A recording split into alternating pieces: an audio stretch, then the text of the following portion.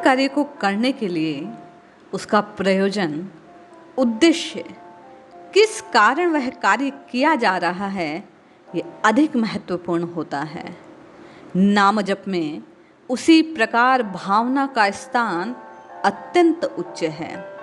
आप कितना जपते हैं ये महत्वपूर्ण नहीं है। गुरुदेव कहते हैं आप कैसे जपते हैं, किस अवस्था में जपते हैं, अंतःकरण में क्या भाव है, ये महत्वपूर्ण होता है। आज की ये कथा जिसमें स्वयं भगवान विष्णु देवऋषि नारद को समझा रहे हैं कि प्रभु के प्रति नामा स्मरण में भाव की क्या स्थिति है। जय श्री हरि। पूज्य गुरुदेव के चरणों में बारंबार प्रणाम। कथा कुछ इस प्रकार है। एक बार नारद जी भगवान श्री हरि के पास जाते हैं वैकुंठ में और प्रभु से प्रश्न करते हैं कि हे नाथ, आपका सबसे बड़ा भक्त कौन है, कौन श्रेष्ठ भक्त हैं। नारद जी के हृदय का भाव था कि प्रभु उनका नाम ले, क्योंकि देवऋषि नारद प्रतिपल नारायण नारायण नारायण का जप करते हैं, प्रभु का नाम लेते हैं। नाम जप को ही उन्होंने अपना जीवन धन बना रखा है। जैसे ही भगवान श्री हरि से, भगवान विष्णु से नारद जी पूछते हैं, भगवान तो सबके अंतःकरण के भाव को जानने वाले हैं।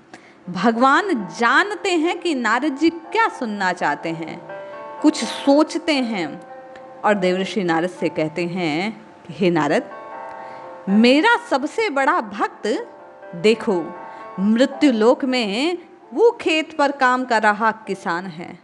उंगली उठाकर भगवान उस किसान की ओर इशारा करते हैं। देखो वही मेरा श्रेष्ठ भक्त है। जैसे ही भगवान ये बात कहते हैं नारद जी को बड़ा आश्चर्य होता है।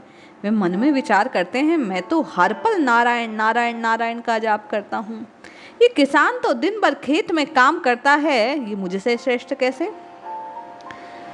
भगवान से नारद जी पूछते हैं कि हे नाथ, वो श्रेष्ठ कैसे।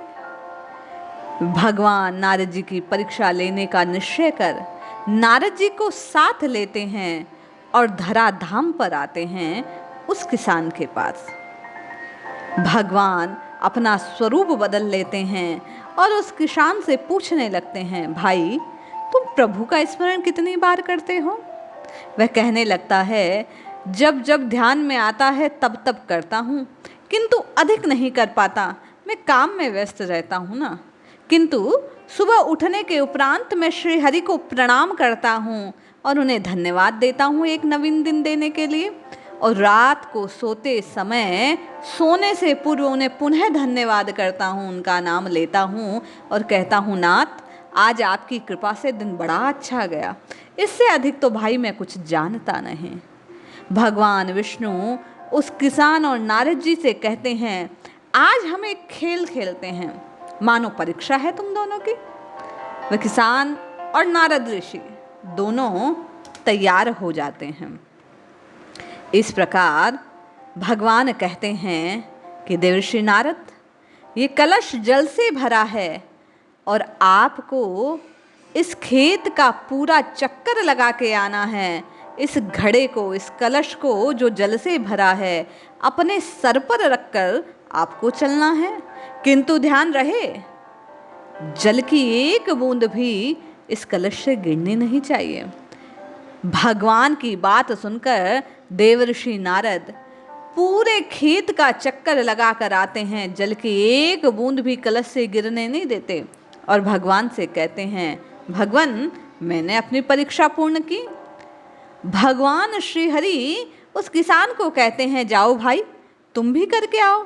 किसान सर पर घड़ा रखता है, भगवान श्री हरि से मन ही मन प्रार्थना करता है, भगवान का नाम लेता है और कहता है नाथ सब देख लेना। इस प्रकार भगवान का नाम जपता हुआ वह किसान कलश को सर पर उठाए पूरे खेत का चक्कर लगाकर पुनः श्री हरि के पास लौटता है और नाथ से कहता है कि देखो भाई, आपने जो कहा मैंने कर दिया। पानी की एक बूंद भी, जल की एक बूंद भी मैंने गिरने नहीं दी है। तब भगवान नारद जी की ओर ध्यान से देखते हैं। नारद जी पुनः प्रश्न करते हैं कि नाथ, दोनों में से आपका बड़ा भक्त कौन है, श्रेष्ठ कौन है? आपने जो परीक्षा दी वो दोनों ने पूर्ण की है। आप ही बताएं इस परीक्षा का प्रतिफल क्या है, परिणाम क्या है? भगवान श्री हरि कहते हैं, देवर्षि नारद, ये किसान ही मेरा सच्चा भक्त है। नारद जी फिर आश्चर्य में भगवान से पूछने लगते हैं, प्रभु ये क्या बात हुई? जब परीक्षा में दोनों ने एक जैसा अपना अपना काम किया तो ये किसान कैसे उत्तीर्ण हुआ और मैं कैसे फेल हो गया? मेरे इस परीक्षा में पीछे रहने का कारण क्या है? भगवान कहते हैं, देवर्षि नारद, देखो ये किसान मेरा सच्चा भक्त है, क्योंकि जब आप इस खेत का चक्कर लगा रहे थे तो आपके हृदय का भाव था कि जल की एक बूंद ना गिर जाए, जल की एक बूंद ना गिर जाए, जल की एक बूंद इस कलश से बाहर ना गिर जाए। किंतु इस किसान ने जैसे ही अपनी परिक्रमा प्रारंभ की, वैसे ही मुझे मन ही मन प्रणाम किया और मेरे नाम का जप करते हुए ये पूरे खेत का चक्कर लगाकर पुनः यहाँ आया। ये पूछने पर नारद जी कहते हैं, हाँ प्रभु, मेरे मन का भाव तो यही था, मैं तो आपके नाम का स्मरण करना भूल ही चुका था। मेरा पूरा का पूरा ध्यान कलश से जल गिर ना जाए इसी बात पर था। प्रभु कहने लगते हैं, देवर्षि नारद, इसीलिए तो ये भक्त अधिक श्रेष्ठ है, क्योंकि इसका ध्यान कार्य के प्रारंभ से लेकर कार्य की समाप्ति तक मेरी कृपा पर था, मेरे नाम के जप में था। इस प्रकार भगवान विष्णु, भगवान श्री हरि, भगवान नारायण नारद जी से नाम जप में भाव की प्रधानता को विशेष बतलाते हैं। ये बात ध्यान देने योग्य है। माध्यम क्या है, नाम स्मरण किस प्रकार किया जाए, किस जगह किया जाए, किस काल में किया जाए, ऐसी कोई बाध्यता नाम स्मरण की नियमावली में नहीं है। केवल और केवल भगवान का होकर भगवान के नाम का जप करना अधिक महत्वपूर्ण है। प्रत्येक कार्य के प्रारंभ करने से पूर्व और कार्य की समाप्ति पर प्रभु के आश्रय भाव से युक्त होना, रात दिन प्रभु का नामा स्मरण करना, प्रभु को स्मरण में रखना, यह अधिक महत्वपूर्ण है। आप घर का काम करते हैं, आप दफ्तर का काम करते हैं, आप यात्रा में हैं या आप किसी भी बौद्धिक क्षेत्र के कार्य में व्यस्त हैं, आप प्रभु का मन ही मन स्मरण करते हैं, प्रभु को भाव से प्रणाम करते हैं, प्रभु का नाम लेते हैं, ये अधिक महत्वपूर्ण है। माला लेकर आसन पर बैठकर नाम जपना श्रेष्ठ है, किंतु उससे भी अधिक श्रेष्ठता नाम जप के लिए भाव प्रधानता है।